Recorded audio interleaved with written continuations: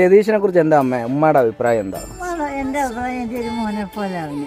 പിന്നെ അവന് എന്റെ ഒരു മോനെ പോലെ അവന് ഇന്ന് വരെ തിരിഞ്ഞ് ആരോടും ഒരക്ഷരം ചള്ളം പറയാൻ പോത്തില്ല, നല്ലതും പറയാം. കൊറോണ കാലത്തൊക്കെ എല്ലാ രാഷ്ട്രീയക്കാരുടെയും കൂടെ ഒന്ന് ചോറ് കൊണ്ട് കൊടുക്കാനും എല്ലാത്തിനും പോകും. 12 വിളക്ക് വരെയും സഹകരണം ഉണ്ടാകും.